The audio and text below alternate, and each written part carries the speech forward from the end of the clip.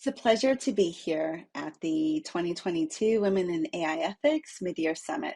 These sessions have been incredibly valuable and inspiring. I just want to say thank you to Mia and the entire Women in AI Ethics team for such an amazing event. And I'm really proud to be part of it. I am Jodi Masters-Gonzales, a For Humanity Fellow and Certified Auditor of AI, Algorithmic, and Autonomous Systems. Little disclaimer, the following perspective is my own, but it's based on my research. So I know I'm not alone in this perspective, and that it is one shared by many practitioners and academics alike across and between domains. So with that, today I'm going to take you through the next hot opportunity in responsible AI, independent audit of AI systems.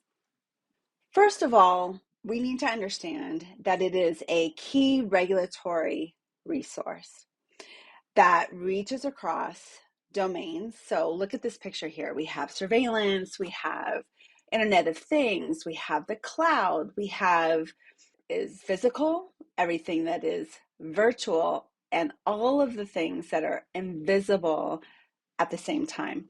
We have society, we have individuals, we have groups and organizations, we have industry, obviously, we have the big giants, right? But then we have a lot of small businesses and entrepreneurs, solopreneurs, medium-sized businesses, the entire supply chain happening here. It is so much more than just a social media platform. It is our entire existence. All of these things in simultaneity, all at once.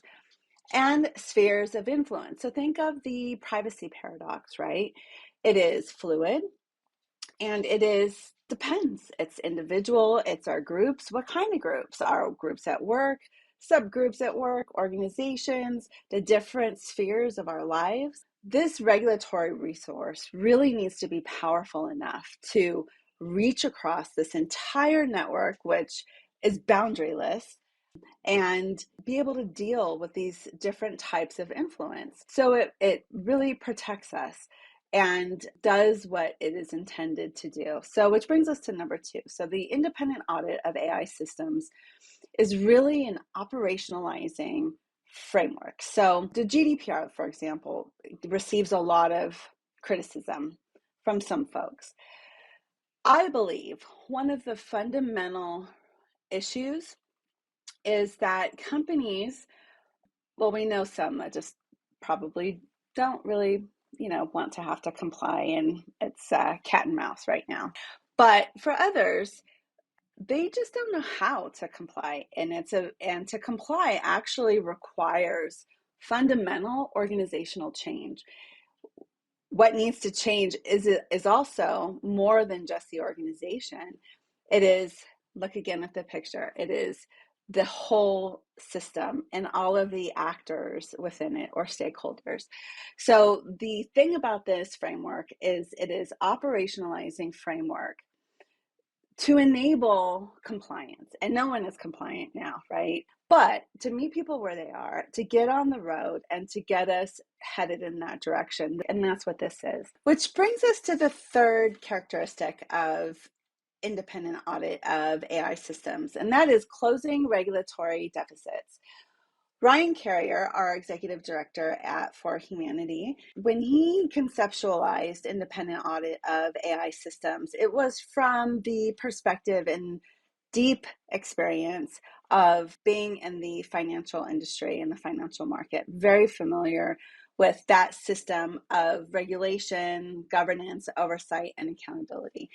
And he said, you know what? There's a lot about this system that really works. So what if we took the best of that? It's already mature. A lot of the kinks have already been worked out. And the kinks that haven't been worked out are ones that we know about, right? Like the loopholes. And once they're kind of in the system, it's just so hard to address. It becomes politicized, all those things. So those are the deficits that we're talking about. So independent audit of AI systems closes those deficits or closes those loopholes to really guard against any kind of weaponization of this regulatory mechanism. So the fourth sort of major characteristic of independent audit of AI systems is that it's a bona fide audit independence. And this is a direct outcome of intentionally designing to close the loopholes, the deficits. There's a couple sides of number 4. The outcome of number 4 ultimately, though, is that there is tension between the auditor and the auditee. The auditor is going in to make sure that the auditee has complied with the law against the approved audit criteria that they're subject to based on jurisdiction or the kind of system or whatever the case may be, right? So independent audit of AI systems has this framework, a certain methodology, standards, and measures that help to really create the independence that is required to center humans over shareholders in this case. So what kind of audit is independent audit of AI systems? As I mentioned previously, because it is an operationalizing framework, it is one that is a governance framework. It is a whole systems framework. So that includes governance, oversight, and accountability. The framework itself has what the For Humanity contributors, hundreds of them, have come up with in sort of an ideal world. These are all the components that would be there. Fundamentally, what we see is that the board CEO, the organization, has to appoint duly authorized and empowered individuals within the organization to be the ones accountable for the oversight of the compliance work. Those individuals will sit on the ethics committee. They will sit on the algorithmic risk committee, other committees as necessary, risk management, security, cybersecurity. Sometimes when children are involved, there'll be a children's data oversight committee, and these would be the various committees. And then within the committees, like cyber would be in security, and it would have sub-audit. So when you hear people out there talking about the shortcoming of audits, yes, a lot of times it's because it is not fit inside of a governance, a systems framework that operationalizes these best practices. All right, so let's take a quick look at creating that bona fide audit independence. A key aspect of addressing that regulatory deficit, that loophole, is creating a shared moral framework. Everyone may not like it, but it exists, and there are safeguards built into the system because we've learned from history. I won't go over them all. Again, contact me if you want to have a deeper conversation about this. For Humanity created very clear rules of engagement that minimizes all upside potential and temptations that us auditors might have. So there may be a situation where a really big client, you cannot afford for them to get mad at you.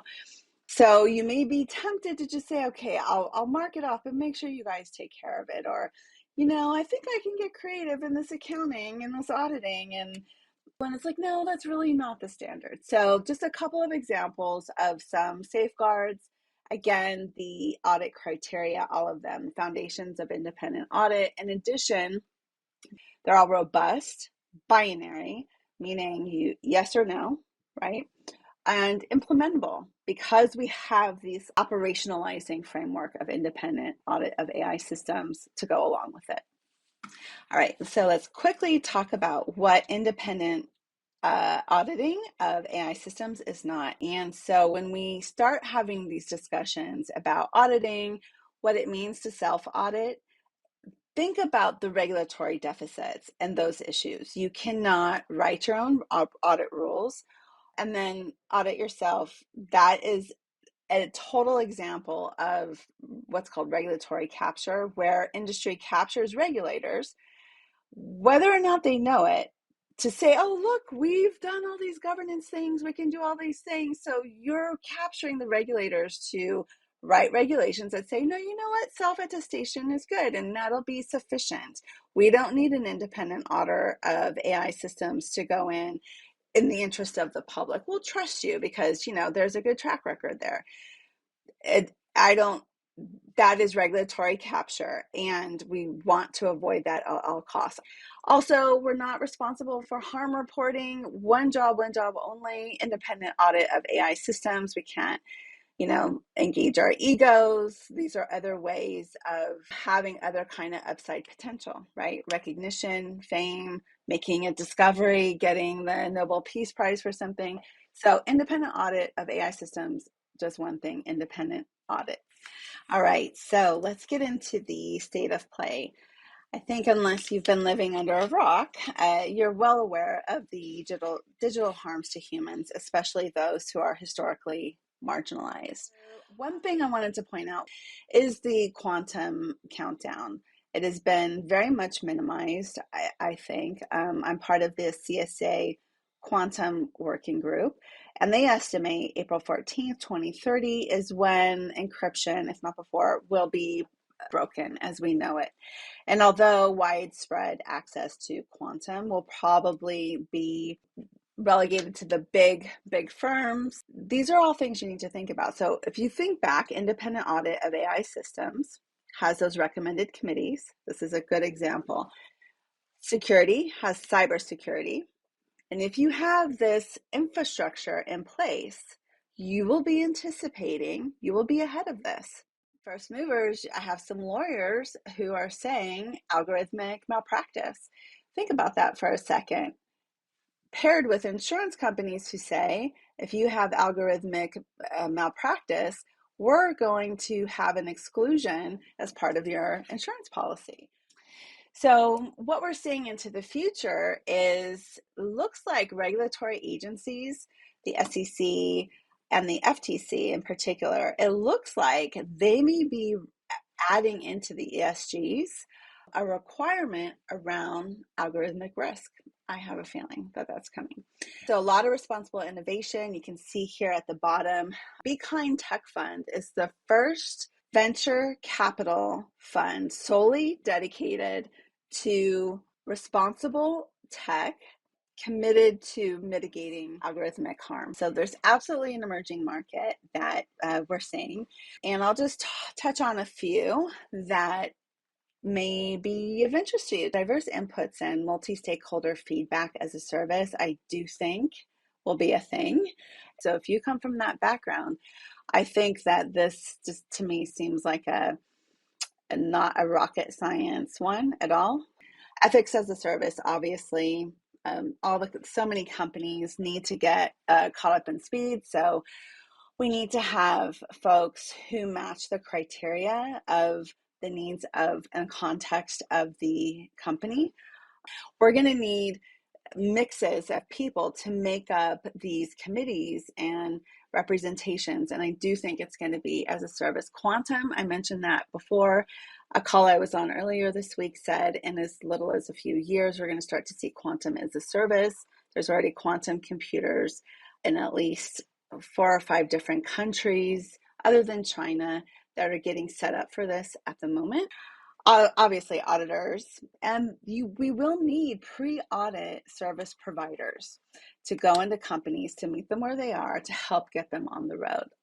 Education, training, organizational change, and all the support services and adjacent markets that you can start to think about. So we need process improvements. We may need to make this easier. All right, so as we finish this up, I just wanted to share with you some of my favorite organizations that have wonderful curriculum that I highly recommend. Skill, Reskill, Upskill. Love Women in AI Ethics, of course. So Foundations of Humane Technology is probably one of my most favorite courses right now, and it does come with a certification to get you started.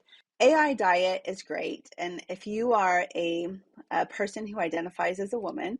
They actually have this wonderful program. You have to apply, and then you learn experientially working on an actual project that then also at the same time gives you great stuff for your resume. And oftentimes I hear people get hired by the firms as a result. Open-minded, they talk about, here's the traditional way, and here is the AI diet.